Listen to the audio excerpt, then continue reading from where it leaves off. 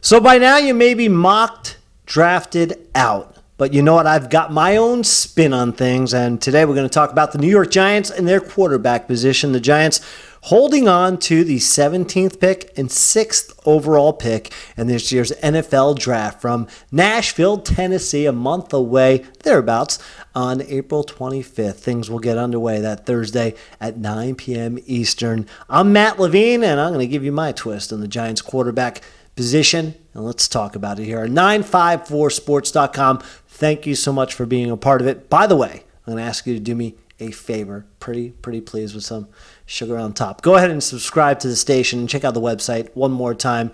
Can't get enough for it. Of course, it's scrolling there in the left corner, right? 954sports.com. Okay, let's get on to it and talk about the Giants quarterback position. It's been manned by Eli Manning for the last 15 years. We know the deal. Eli, 2 Super Bowl rings. However, he hasn't done much winning. And the Giants will look to reverse their fortunes as Eli, like him, leave him, love him, hate him, whatever it is. I happen to be a big-time fan and proponent of number 10, and I respect all he's done for the Giants, but I'm a realist and realize how much more you can get out of Eli, I don't know. Big old question mark of how much number 10 is left in the tank. But he'll be back. It's guaranteed for 2019. The question is what the Giants do in the first round with the 2 picks they now have. They have number 6 for stinking up the joint in 2018. They have the 17th in the first 4, trading Odell Beckham Jr. to the Cleveland Browns. So what do I think the Giants will do in the first round regarding the quarterback position? Well, I think they'll definitely take a quarterback. No ifs, ands, or buts about that. A couple of things to keep in mind, though. Dave Gettleman, he's not going to tip his cap. Didn't do it with the Odell Beckham trade. Hasn't done it thus far as the general manager of the Giants. He has cleaned house. It's now Dave G's house, as well as Coach Pat Shermer. So the Giants, they've definitely stamped a new chapter. And what I think will happen in the first round is, don't be surprised if Gettleman pulls off a trade, first of all. But I think they do walk away with a quarterback early in this draft. However, the New York Giants have built their franchise for around a century with 2 things. Running the football, they now have perhaps arguably the best back in the National Football League. A big argument last year as to whether the Giants should or shouldn't have taken a guy like Sam Darnold across town with the Jets or Saquon Barkley, who they now have. Saquon is the real deal. I think they made the right choice. So it's been a guy like Barkley to tote the rock. He may be the best ever. I know it's early saying that to do so for the Giants, but that's how good he is. Looks like one day he'll be sporting, well, this isn't a gold jacket, but he may be the Hall of Famer doing so in Canton.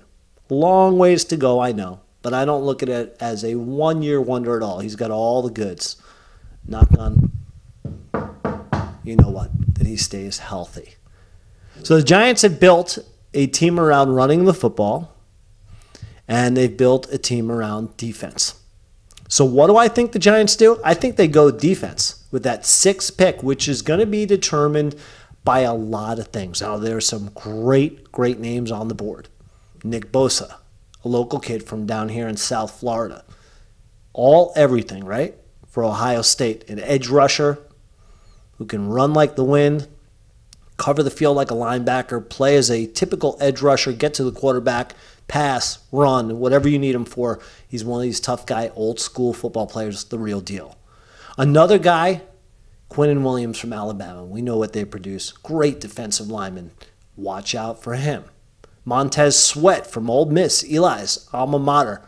Big time. Ed Oliver from Houston. Another highly touted kid. These are 4 defensive linemen that at any point can go very early as lottery picks in this draft. The other interesting thing to take in mind, Kyler Murray. We know the deal in Arizona. The first-year head coach, Old Cliff, loves Kyler. Maybe the Giants pull a trade. A little shock in this guy. Number 3. Formerly a UCLA Bruin, Josh Rosen, turned an Arizona Cardinal with a rough rookie year, beat up like Eli with a horrible offensive line becomes a New York Giant in trade.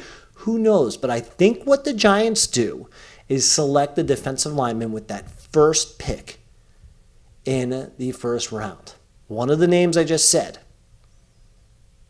It's all going to be determined, and the bricks are going to start tumbling if Murray indeed goes to Arizona at number 1, because there are other quarterback-hungry teams out there. Raiders capable of doing things at the quarterback position with their first pick, number 4. Washington, we know their deal.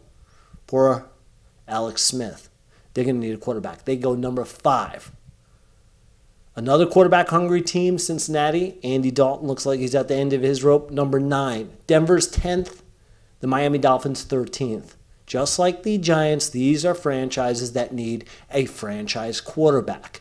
So that leaves open what the Giants do potentially with that 17th pick. Now let's say Dave G doesn't become gambling Dave. The Giants stay put with the 6th and 17th. I would expect, again, the Giants to go defense on the 6th, but see who's around that quarterback at the 17th. Now, there are 3 names that the Giants may hone in on, who knows, for that 6th pick or make a trade to move up that are out there.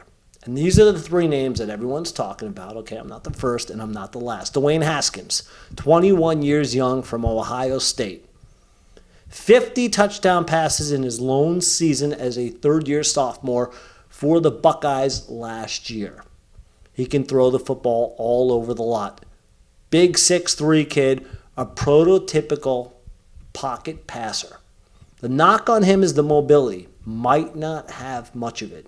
Might be statuesque in the pocket, reminding you of old man Eli, even young man Eli at times. I know the escapability led to a Super Bowl win, 2 of them, but one in particular against the Patriots. David Tyree, you are my hero. Eli too. However, I would think the Giants may want some mobility. Even though Haskins seems like a great kid, and he was born and raised for the most part in New Jersey, 35 miles from Giant Stadium until his family moved to Maryland, right outside the District of Columbia, the nation's capital for his high school years. Goes on to Ohio State, a prolific career in just 1 year really as a starter. Played 8 games the year before. But it was his time to go to the pros. Looks everything, sounds everything like a pro, likes the Giants. Even put himself in a Giants uniform, right? Pretty cool. Meanwhile, a couple of kids the Giants also are high on. Daniel Jones from Duke. Interesting story here. 6'5". Okay? A redshirt junior. Couple years under his belt as a starter at Duke last year. He's got the goods as well. And the interesting connection is he knows Eli. He knows Peyton. The head coach at Duke, Dave Cutcliffe, Coach Cutty. I believe that's what they call him. That's what I'm starting to call him, right? Coach Cut, I think that's his nickname, was Peyton Manning's offensive coordinator at Tennessee back in the day. Eli Manning's offensive coordinator at Ole Miss. The head coach at Duke, known as one of those guys who's like a quarterback whisperer, at least he's been for the Mannings. Both of them proclaim him to be their biggest mentor next to Pops, Archie Manning. So this kid Jones at Duke, big kid again, 6'5", a rifle arm, has a lot of mobility. Okay? He knows Eli, he knows Peyton. He worked at their camps. And Eli and Peyton over the years have gone back to Duke in the offseason. Of course, Peyton's retired, but he still goes with Eli, and he'll take a bunch of Giant receivers, and they'll work out at the facility with Coach Cutcliffe. And also they have football camps, and Jones has been around them at Duke. He's also been a counselor at their camps. Supposed to be very Eli-like. Easy in nature, a cool, calm, collective leader. Very good pocket presence, but more mobility and athleticism than Eli. Knows Eli, knows the tendencies, knows the things you need to do to hone your craft in the NFL. In other words, he's a consummate pro in the making from watching, seeing, and possibly doing as a New York Giant under Eli's guys. So that'll be an interesting story. Then the other kid is Drew Lock from Missouri, another big kid, about 6'4". 44 touchdown passes as a junior. Comes out as a senior from Missouri. His best year was as a junior. Almost 5,000 yards passing with those 44 TDs, an SEC record, by the way. So he can throw the ball. All three of them have good pocket presence, all supposed to be outstanding young men, very smart, and they have rifle arms, and they're all above 6'3" inches. Now, Kyler Murray, I'm not even going to discuss him, okay? Too small. They say size doesn't matter, and hypocritical statements made by Coach Pat at times for the New York Giants, right? Saying that the NFL has adopted to smaller quarterbacks. Look at Russell Wilson, but at times he has said in the offseason, to paraphrase, to quote him, he fancies size of the quarterback position, so he's been in and out. Maybe he wants to give Kyler Murray a fair shake, or make people think, I won't call it bluff. Maybe people think that maybe the Giants would select a quarterback like that. I don't think so. Just stands barely close to 6 foot. Has all the athleticism in the world. Seems like a great kid too, a Heisman Trophy winner, but I don't think the Giants go for size. A smaller quarterback. They do go for size. Size matters when it becomes a New York Giants turn to lead the offense. And I was thinking about the New York Giants' hierarchy over the years. He's squeezing all the randoms between Sims. Sims was 6'3", and then you go to a guy like Kerry Collins, 6'5". I remember even Kent Graham was about 6'4", 6'5". Jeff Hostetler, 6'3". Danny Cannell, 6'3". Eli, 6'4". The last Giants quarterback in the late 60s, a guy named Gary Wood. I think it was 1967. I looked it up. 5'11". Okay, that was the last time the Giants had a quarterback under 6 feet. So I don't think it happens with Kyler Murray here in the 2019 draft. I like the kid Jones from Duke. That's my favorite. I think either one of two things happen. He'll fall to 17 because other quarterbacks will go and all these great defensive linemen will go. And there's some good cornerbacks in the draft as well. Another kid to watch out for, I don't think the Giants would take him at 6, but DK Metcalf, also from Eli's alma mater, old Miss, and the lineage, Terry Metcalf. Eric Metcalf, the uncle, also played in the NFL. So the pops and the grandpa, I'm getting old. I remember both.